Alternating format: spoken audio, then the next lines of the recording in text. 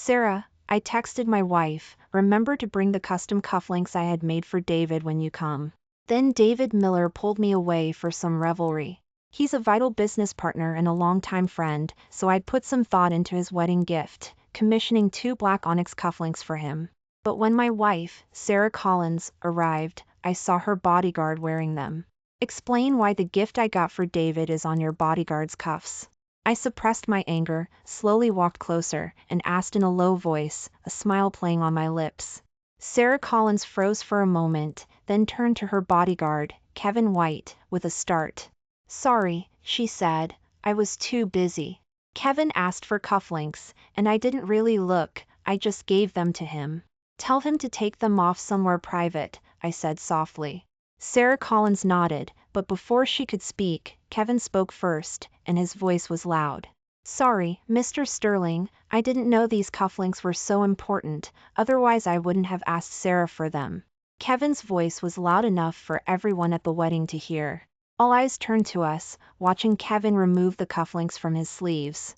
Sorry, Mr. Sterling, I'll return them to Mr. Miller right away, Kevin said, looking wronged.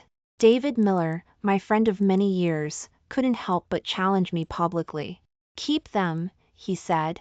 I, David Miller, never touch things others have used. The words were harsh, yet I didn't even have the right to be angry. It was my oversight. I could only force a smile. David, I'll find you something better later. Make it double, David laughed heartily. His previous words were an expression of displeasure, protecting his own standing. This joke, however, was to save mine. I breathed a sigh of relief, not because I was afraid of David, but because making a blunder on someone's wedding day was truly unacceptable. Then, I took Sarah Collins's hand and walked with a smile towards a corner. Sarah Collins remained poised and elegant, but her palm was sweating. We sat down, enveloped in shadow. We promised before the wedding that even without love, for the sake of the Sterling and Collins family's interests, we wouldn't betray the marriage, especially in public. What have you done? Having said that, I dropped her hand. Sarah Collins quickly grabbed my hand back. You misunderstand, Robert. Kevin is just my bodyguard. Sarah Collins, are you naive, or do you think I am? He just graduated from college, weighs maybe 130 pounds, he'd blow over in a gust of wind. He can be a bodyguard? If I can see it, others can too. What will they think? I frowned. Sarah Collins's face paled slightly. She pursed her lips. He's my junior from school. We get along well. There's nothing going on between us, we just chat when I'm bored. Is that really the case? I still felt uncomfortable inside. Though it was an arranged marriage, we had been married for years. There was no passion, but there was affection, at least the caring between family members. But I knew Sarah Collins's character. She would never have been close to a man before. And she chose to ignore my last question. Then you can ask your junior later if he's genuinely naive and doesn't understand the world, or if he deliberately shouted that to undermine me and provoke me. I tried my best to keep my tone calm. Sarah Collins seemed a little unhappy. She lightly furrowed her brow. Robert, don't talk like that. I don't like it. Things you don't like, I've changed almost all of them. Now I don't like this junior of yours. Will he disappear? I asked. Sarah Collins's hand, which was holding mine, suddenly loosened. Her voice also turned cold. Robert Sterling, just because I married you, does that mean I have no freedom? All right, I understand your attitude. We don't need to discuss this issue further. I nodded, stood up, and said, think carefully. If you have other intentions, you must tell me in advance, because we can divorce, but the Sterling and Collins family's businesses won't be so easy to separate. I need to prepare early. There was nothing more to say. The former Sarah Collins kept herself pure. Her driver, bodyguard, and assistant were all women. Especially in front of me, she was very careful about how she interacted with any man. This was the self-cultivation of a wealthy family daughter, breeding cultivated since childhood, ingrained in her very being. But now she had made an exception for Kevin White, which was enough to prove Kevin's specialness. Sarah Collins seemed not to have expected me to say something so severe. She froze for a moment before chasing after me. Her steps were somewhat hurried, lacking some elegance. The hand holding mine was trembling, her voice urgent. "Don't talk nonsense, I won't be unfaithful. I truly just need a friend." I stopped and glanced at her. "Do I have female friends?" "You." Sarah Collins seemed momentarily lost, then said, "Just because you don't, doesn't mean I can't, right? I don't have very close female friends because it's too easy to be misunderstood. I'm protecting our marriage," I sighed. "All right, Sarah, let's not talk about this anymore. Today is David's wedding. Cooperate a little. We can discuss issues when we get home." Sarah Collins nodded at this, but her grip on my hand tightened. She was very nervous, but what was she nervous about? Was it because I had accurately pointed out her special treatment of Kevin White? And I didn't expect Kevin White to cause more trouble. The wedding host was working to build the atmosphere. Suddenly, Kevin White shouted, "Mr. Miller, you just said you don't use things others have used. I feel like you're not being truthful, because from what I know, your wife had a boyfriend." At that moment, the entire hall erupted in an uproar. My head felt like it was going to explode. The atmosphere at the wedding instantly turned ice cold. David Miller and his wife on the stage were also pale with fury. His wife took the microphone from the host, maintaining as much elegance as possible. "I cannot let David be disgraced, so the wedding is postponed. I also invite everyone to accompany me to the hospital for a checkup to prove that I, Emily Carter, have kept myself pure." Emily Carter's gaze fell on me. "Rob, since the person who raised this question is someone close to your wife, you can pay for my checkup." At this moment, my face was burning. Emily Carter's words were like slaps, hitting me hard across the face. Especially the phrase "someone close to your wife," it was essentially accusing me of being cheated on. Yet, I was in the wrong. David Miller also gave me a deep look. "Rob, what on earth are you doing?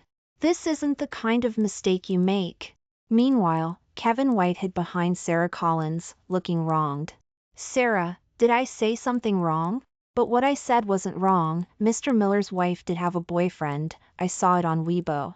Sarah Collins's face was pale, but there was no anger. It was as if she wanted to protect him. Seeing this, the others' gazes towards me became even more telling. My wife was protecting a man who was clearly provoking me. This made me feel like a humiliated clown. "Cut out his tongue," I said, my voice icy cold. Not far away, my bodyguard immediately stepped forward. But Sarah Collins spread her arms and shouted at me, "Robert Sterling, are you crazy? Kevin just doesn't understand that the entertainment industry needs scandals. He misunderstood Emily, he just doesn't understand. Why are you being so cruel?" It seemed no one expected her to publicly defend him. Didn't she know that her defense was an insult to me? Emily Carter on the stage suddenly laughed. "Is that the point? Even if I, Emily Carter, were promiscuous, anyone with half a brain wouldn't question it in this setting. Sarah Collins, this kept man you're harboring is trying to provoke your husband by humiliating me, and you're still defending him? What, is Robert Sterling, the untouchable of our circle, so insignificant in your eyes that he can be insulted at will?" David Miller stepped forward, pulling Emily Carter's hand. He didn't speak, but the air around him was filled with a chilling intent. I could only shake my head and force a bitter smile, slowly walking onto the stage. I took the microphone from Emily Carter and faced everyone. "I, Robert Sterling, formally announce that I will be divorcing Sarah Collins." With that, I stepped off the stage. The people present were in an uproar. But only by doing this could I save David Miller and Emily Carter some embarrassment. As for Sarah Collins, she had gone this far, there was no need to continue this marriage. Sarah Collins shook her head. "Robert, what are you saying? How can you treat divorce like a game? Kevin is just my junior, there's nothing between us." "Shut up." I glanced at her, only to see Kevin White smiling at me. He thought he had one. Pitiful. I walked past Sarah Collins, shaking off the hand she reached for. Then I patted Kevin White on the shoulder. Kid, this isn't how you play the family game. With that, I left with my bodyguard. This wedding couldn't continue today. Sarah Collins shouted after me, Robert, you really misunderstood. You have no idea how much I love you. This time, she didn't bother with Kevin White. But what did that have to do with me? Her saying she loved me was rather laughable. As I walked out of the banquet hall, my phone was already ringing. It was my dad calling, and my text messages were blowing up too, from Sarah Collins's parents. I took a deep breath, hung up the call, and told my assistant, reply to my family, tell them I can handle it. Then, I headed straight for the parking lot. But Sarah Collins still chased after me. She had dropped her elegance, grabbing me and pulling me towards her car. There were too many people, and I didn't want to make a scene, so I shook my head at my bodyguard. I habitually sat in the back seat, as the passenger seat was always for my assistant. But on the back of the passenger seat, I saw photo booth pictures. And it was a picture of Sarah Collins and Kevin White together. Although they maintained some distance, Sarah Collins was smiling sweetly, a genuine smile I had never seen before. Sarah Collins sat in the driver's seat, fumbling nervously as she started the car. Robert, it's really not what you think. Actually, I've never told you, I've always been. Stop talking. With ill grace, I kicked the back of the passenger seat hard. Sarah Collins was startled and slammed on the brakes. She turned back, looking at me with tears in her eyes. I crooked my finger at her. Come here, take a look. Sarah Collins looked confused, leaned over, and saw the picture. Her face became even paler. No, Robert, listen to me. Let me explain. I always wanted to take pictures like this when I was little, but I never did. That day, I saw a photo booth on the street, and I wanted to try it. And then Kevin insisted on taking the picture with me. Look, Robert, we kept our distance. Sarah Collins explained in a rush. I closed my eyes, not wanting to say anything more. My mind was too chaotic. Because I suddenly realized I cared about Sarah Collins more than I thought. After so many years of marriage, I had already fallen in love with her, I just didn't know it. But now that I did know, it was all meaningless. Robert, you see how happy I'm smiling? I wasn't happy because I was taking a picture with Kevin. I was happy because it felt new and exciting. I'd never taken pictures like that before, that's why I was so happy. Actually, I thought about asking you to take one with me, but we're both so busy, and I was worried you'd think I was childish, so I didn't dare tell you. Sarah Collins was still explaining, she was truly agitated and nervous. I shook my head. Sarah Collins, W. Hi, can't you grasp the main point? Do these things matter? They don't matter. The moment you brought a man who isn't suitable to be a bodyguard to be by your side, you were already disrespecting me. The word was already going around in our circle that you were keeping a kept man. I believed you, that's why I didn't bring it up. She looked at me in alarm, as if afraid to hear what I would say next. I continued, but what have you done? You gave him such an important gift. You should know, as a bodyguard, he shouldn't even touch such an important gift, but he did. At the wedding, he repeatedly embarrassed David and Emily, and yet you were still protecting him. That's tantamount to admitting your special relationship. No. Sarah Collins explained, crying. I sighed. All right, Sarah, there's nothing you can't admit. After all, ours was an arranged marriage, without a foundation of affection. You hadn't dated before, so it's normal to feel a sudden attraction to someone. I choose to respect that, so let's maintain some dignity for both of us and part ways peacefully. No, no. Sarah Collins cried, shaking her head.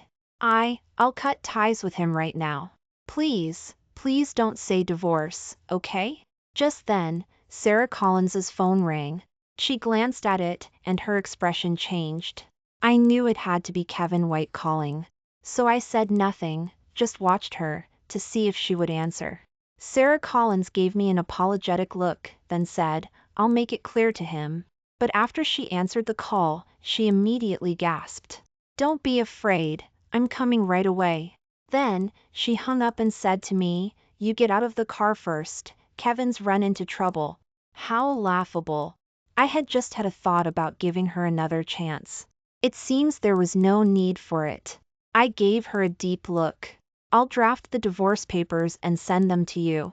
With that, I got out of the car. I'm not divorcing you, Sarah Collins said, but then she drove away. Not divorcing me, yet going to see another man. Did she know what she was doing? I sighed and felt in my pocket, wanting a cigarette, but I didn't have any. After we got married, Sarah Collins had said she didn't like the smell of smoke and hoped I wouldn't smoke at home. I told her if she didn't like it, I'd quit. She said apologetically at the time, "You don't need to quit, just don't smoke at home. It's hard to avoid smoking when you're socializing outside." I stroked her cheek and said with a smile, "Sarah, even though ours is an arranged marriage, since we're married, I'll treat you well. So you can tell me anything you don't like, and I'll try my best to accommodate you."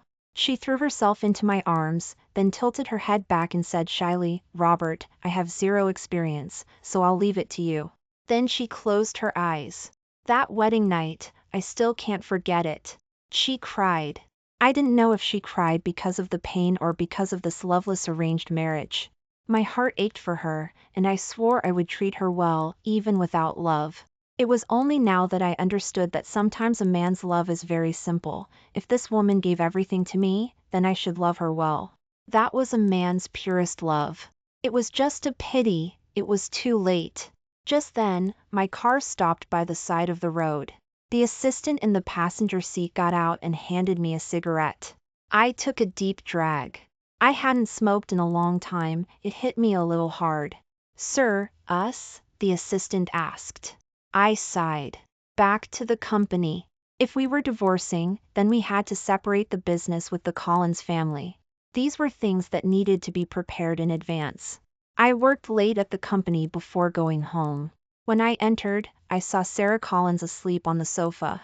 She heard my footsteps and quickly got up, running over to me. "Robert, why didn't you answer your phone?" I ignored her, avoided her, and went to the liquor cabinet for a drink. "Your stomach isn't well, you shouldn't dr. Ink." Sarah Collins ran over, carefully reaching out a hand as if to pull at my sleeve. I dodged her, putting some distance between us. I leaned against the bar, pouring a drink, and asked tiredly, "Didn't go to be with your Kevin?" "Robert, don't talk like that.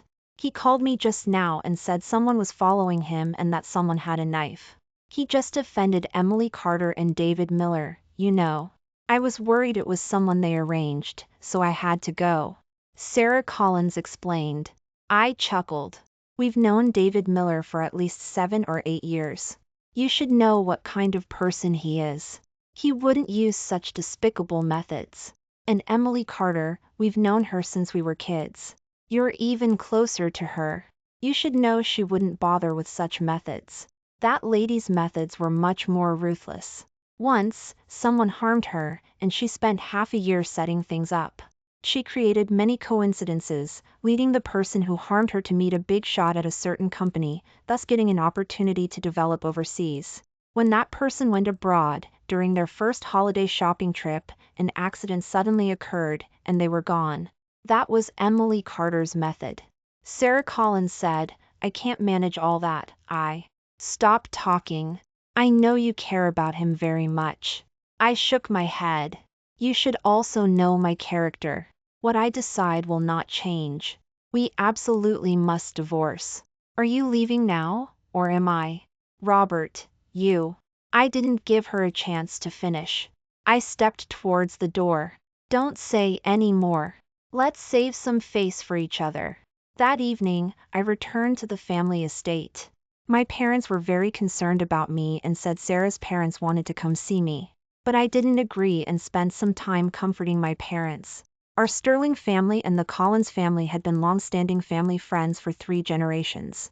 But in the previous 2 generations, there had never been an arranged marriage. My marriage to Sarah Collins was because the company had reached a bottleneck and was being cornered by competitors. To be precise, the Collins family was in precarious straits at the time and needed the Sterling family to bail them out, which is how this arranged marriage came about. Now that the Collins family had weathered the crisis, the Sterling family could also exit. My parents still respected me very much. After all, the family business was thriving in my hands, they had nothing to worry about. That night, I also thought a lot. I sorted through my feelings for Sarah Collins. In our marriage, there was indeed too little passion. You could say Sarah Collins and I never had a dating period. Before the marriage, I had my share of dalliances and was quite experienced in relationships. Sarah Collins, however, had always kept herself pure and hadn't even had a boyfriend, so I understood her sudden attraction to Kevin White. But understanding didn't mean forgiveness. My greatest act of kindness was simply not hating her. And next, I had things to deal with. David Miller and Emily Carter were also from elite families, and their wedding had been indirectly ruined by me. I had to make amends. This kind of compensation could only be found in our business collaborations. Of course, David Miller and Emily Carter weren't people who took petty advantages. But I had to let everyone know I was making amends. This was like a public apology, saving face for both sides. Otherwise, with too much gossip, it was inevitable that there would be friction. I went to bed very late and woke up feeling a bit groggy. I didn't even eat breakfast and went straight to the company. But when I got to the building entrance, I saw it was crowded with people. I walked over and saw Kevin White kneeling outside the building entrance. He was wearing shorts, shirtless, with bundled branches tied to his back. Was he performing a public spectacle? I walked over, frowned, and asked him, "What do you think you're doing? Mr. Sterling, I know I was wrong. I truly know I was wrong. There's really nothing going on between Sarah and me, please don't misunderstand. So, can you please not send people to kill me?" Kevin White's words were sensational. I smiled because I saw many people in the crowd who looked shifty and were recording. I knew without thinking that he was trying to use public opinion online to pressure me. I smiled and said, "You're saying I sent people to kill you? Mr. Sterling, I was truly wrong. Please don't kill me, okay?" Kevin White seemed not to have understood what I was saying and just recited his lines. His game was probably a bit low level. Fortunately, I also saw employees from my company recording in the crowd. So I smiled and said, "Since you say I sent people to kill you, then call the police." Huh? Kevin White was stunned. What's wrong? If someone sent people to kill you, shouldn't you call the police first? I asked again. Kevin White looked up, unable to speak. I looked at the people recording in the crowd. You look shifty by your demeanor. You must be people Kevin White hired, right? If so, don't leave. Let's wait for the police. Immediately, several people in the crowd tried to run. But my bodyguards behind me had already rushed out. They didn't hit anyone, but used their bodies to push them back.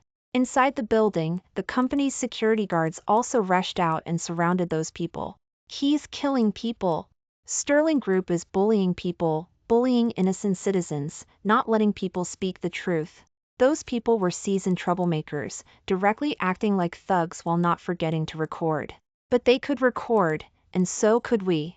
And my bodyguards and the company's security guards stood still with their hands behind their backs. In contrast, those people trying to break through them were the ones who started physically engaging first. They wanted to force the bodyguard, RDS and security guards to retaliate. Unfortunately, my people were strictly trained and wouldn't fight back.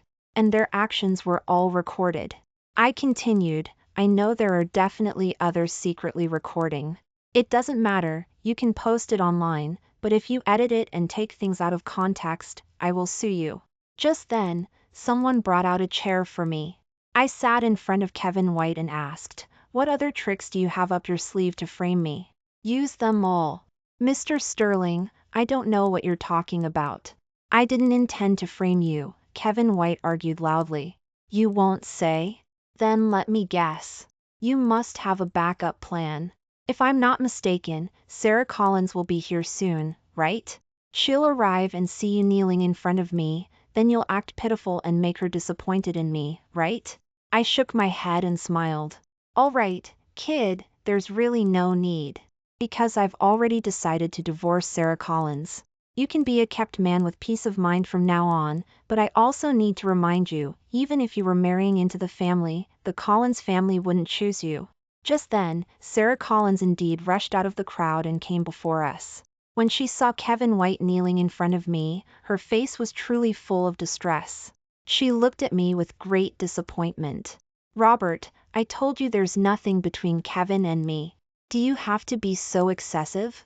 The onlookers' expressions were priceless because it was exactly what I had just said. And some people had already started live streaming everything that had happened up to this point. At first, the live stream comments were saying I was bullying people with my power, but now they were all calling Kevin White scheming and saying Sarah Collins was clueless. I looked at Sarah Collins. "Sarah Collins, you've been in the business world for many years, after all. Do you think I would cause trouble outside my company's building entrance? If it were you, would you cause trouble outside your company's entrance and invite controversy?" Sarah Collins was stunned. I shook my head. "I'm too lazy to say any more. You'll see the full video soon anyway. Also, the divorce papers will be sent to you this afternoon." With that, I got up and left, telling my assistant on the way, "Remember to sue Kevin White for defamation." Without proof, he publicly claimed I sent people to kill him, and it would definitely spread online. Sarah Collins wanted to chase after me, but after hesitating for a moment, she went to help Kevin White up first. I didn't look at them, it was pointless. At the wedding yesterday, I told Kevin White that this isn't how you play the family game, yet he still played the thug and wanted to put pressure on me online. Too naive. The video quickly went viral online. Some people were indeed taking things out of context. I immediately had my lawyers contact the platforms to track the IP addresses of those individuals. No matter who it was, if they wanted to mess with me, I would mess with them back. The police also arrived quickly and took Kevin White and the people who were recording away. Of course, those who were recording would be fine as long as they stuck to their story. As for Kevin White saying I sent people to kill him, that would be investigated. After the people who were recording were released, they even had a celebratory meal. In their conversations, there was still disdain for me, believing I couldn't do anything to them. They were quite clever, their conversations were very subtle, leaving no evidence. But was that the end of it? They all had friends and family. I sent people to their workplaces, to the workplaces of their relatives. They didn't cause trouble, just simply talked to their supervisors, to the supervisors of their relatives. The general line was, "Someone at your company, their relative is spreading rumors outside. This isn't good for your company either." When said like that, the other party would automatically interpret it as, "If you don't resolve this, then we will publicly question whether someone at your company is supporting a certain person." Then, those people were all dealt with within a day. They all reported to Sterling Group. I was too lazy to see them. I just told them to hand over evidence of their collusion with Kevin White and then told them to get lost. When it got dark, I was preparing to go home. But Mr. Collins called. He said he wanted to talk in person. This kind of matter, I definitely had to discuss in person with Mr. and Mrs. Collins. No matter what happened between Sarah Collins and me, the Collinses had always treated me well. I went to Mr. Collins's house. As soon as I entered, I smelled his signature roast beef. It was Mr. Collins's famous dish and one of my favorites. Every time I visited, Mr. Collins would make it in advance or have it ready to send to me. Mrs. Collins walked over, her eyes red. She frowned. "Robert, you've been wronged, but you know Sarah. She has always kept herself pure. Give her a chance to explain." "Okay," I nodded. With Mrs. Collins saying that, I had to show some willingness. However, whatever Sarah Collins explained, it wouldn't matter to me. My decision wouldn't change. Soon after, the meal was ready. Mr. Collins and I sat down. He didn't speak but first poured me a glass of wine. We drank a glass together. Just as Mr. Collins was about to speak, Sarah Collins returned, and she had brought Kevin White with her. Kevin White was carrying many health supplements and said very politely, "Uncle, Aunt, I'm Kevin White, this is what I bought for you." "Get rid of it," Mrs. Collins said coldly. Mr. Collins didn't speak, but his face looked even worse. The Collinses had swallowed their pride to call me here, giving her a chance to explain in person. As a result, she brought Kevin White with her. Wasn't she clueless? I almost laughed out loud and also felt a bit self-deprecating, thinking I would be surpassed by someone like Kevin White. Mom, don't be like that, Sarah Collins frowned. She wanted to sit next to me, but Kevin White beat her to it and sat down beside me. Sarah Collins was stunned and could only sit beside him. However, at this moment, she already seemed somewhat displeased. Who told you to sit down? Mr. Collins asked. Kevin White said in a wrong tone, Uncle, we're going to be family eventually. After all, Sarah and I are truly in love, and what needed to happen has happened. There's no need for you to be like this. These words almost made Mr. and Mrs. Collins faint with anger. Sarah Collins's face was pale, looking at Kevin White with disbelief, unable to even speak. Kevin White looked at me provocatively. Mr. Sterling, love cannot be forced. I chuckled. Kid, I told you long ago, this isn't how you play the family game. You're digging your own grave. Sarah, he's scaring me, Kevin White said to Sarah Collins with a wronged look. Sarah Collins looked at him coldly, not saying a word. I leaned back in my chair. Sarah and I got married without a foundation of affection. She hadn't dated before, so it's understandable, and I support her feeling a sudden attraction to others. I paused for a moment and said coldly to Kevin White, however, I still firmly believe in Sarah's character. Before we divorce, she wouldn't even let you touch her hand. At these words, Kevin White's face immediately turned extremely ugly. Sure enough, I had guessed right. Sarah Collins cried and said to me, Robert, it's so good that you can believe me. I believe you, but we still have to divorce. I shook my head. Sarah, you need to understand something. It's not just having a physical relationship with someone else that is a betrayal to me. Emotional infidelity is also unforgivable. And your actions these past few days have already torn our marriage apart. We are definitely getting a divorce. After speaking, I stood up and ID to Mr. Collins, this kid is likely an opportunist trying to exploit the family. If you can't handle him, call me. I'm still on good terms with Emily Carter. Then call Emily Carter, Mrs. Collins said quickly. They had both developed a killing intent. Even Sarah Collins didn't stop them. Sarah Collins stood up and grabbed me. Robert, actually you don't know. Stop talking, the divorce is happening. I waved my hand and walked straight out. Behind me was Sarah Collins's heartbroken sobbing. But Kevin White thought he had one. He said to Sarah Collins urgently, Sarah, he doesn't love you at all. After all, you have no foundation of affection. I can feel how good you are to me, so why can't we be together? Do you really think you're someone? Sarah Collins wiped away her tears, her expression turning extremely cold. She took out her phone, found a picture, and handed it over. Open your dog eyes and look. Kevin White was stunned, then saw the phone screen showing a tall boy in a basketball jersey. He looked somewhat surprised. This looks like me, but not quite. This is Robert Sterling. This is what he looked like when he was young. I was only special to you because you resemble him. And I never had feelings for you. I wasn't even emotionally unfaithful to Robert Sterling. It was just because he became increasingly cold towards me, and I wanted to provoke him with you. Sarah Collins said, and then she squatted down and cried loudly. Mrs. Collins immediately hugged her. Sarah Collins said, Mom, I messed up. What do I do now? Mr. Collins, however, smiled. Then he pointed at Kevin White and said, Get out of here. Kevin White left the Collins family home, looking lost and helpless. He wouldn't know that Emily Carter, who had long wanted to deal with him, had already taken my call and was making arrangements. I returned home and had someone send the divorce papers. But Sarah Collins refused to sign and came directly to my house. After she came in, she pleaded with my parents and was brought to my room. I was sitting on the bed, planning to handle some business and then go to sleep. I was startled when she came in. Sarah, stop this. We can't be together anymore, I said, feeling helpless. Sarah Collins suddenly smiled. Robert, Judging by your reaction, you're not angry just to protect the family's interests. You've fallen in love with me, haven't you? I sighed. We've been together for many years. How could there be no affection?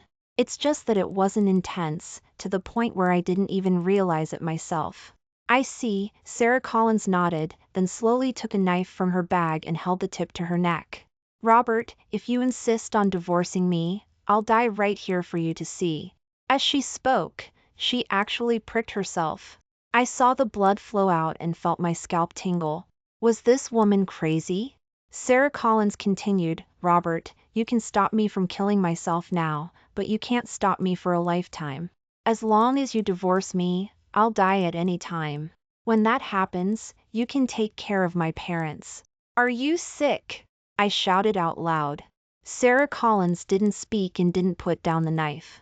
I knew she was a person who would do what she said. Helplessly, she and I returned to our own home. However, we slept in separate rooms. I told her we could not divorce, but she shouldn't mind if I saw other women. And that night, I actually called a few women over. I could see she was very hurt, but I didn't care. And the next day, I even brought home a newly debuted actress. To make Sarah Collins completely give up on me, that night, I had sex with that actress. Sarah Collins pushed the door open and saw everything. I just gave her a light glance. Not divorcing? Fine.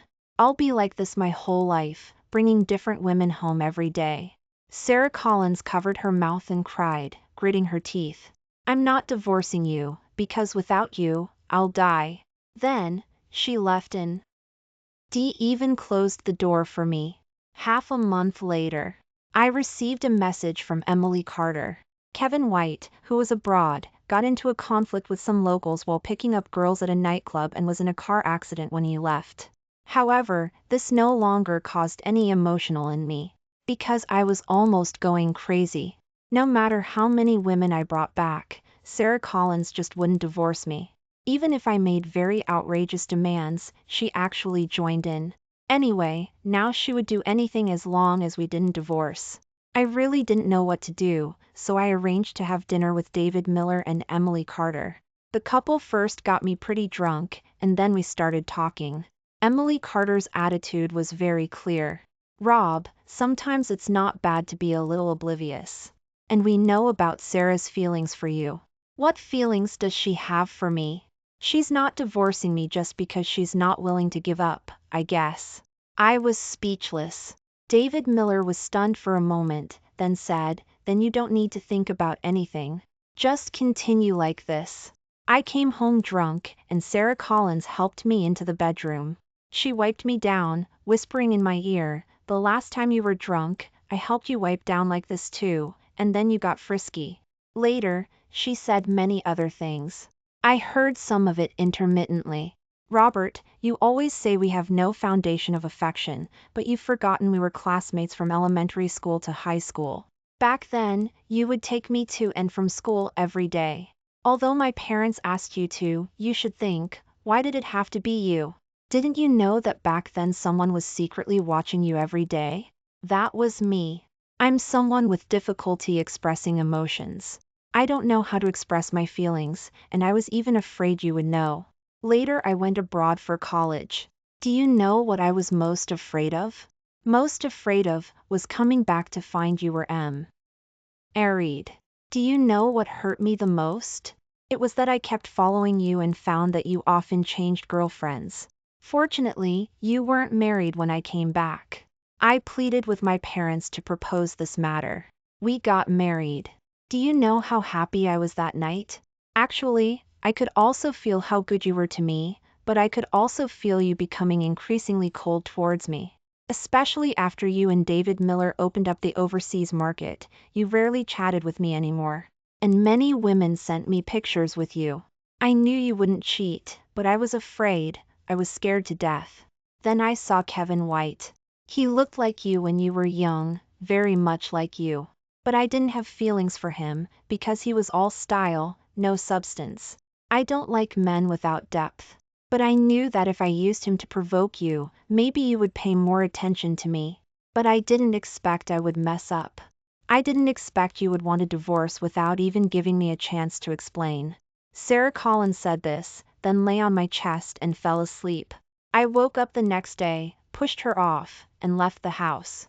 Just like before, I would occasionally bring women home, and she seemed to have become numb.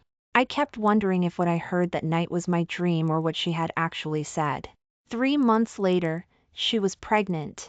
She hadn't made any demands, and I continued my usual ways. However, I did show her a little more care.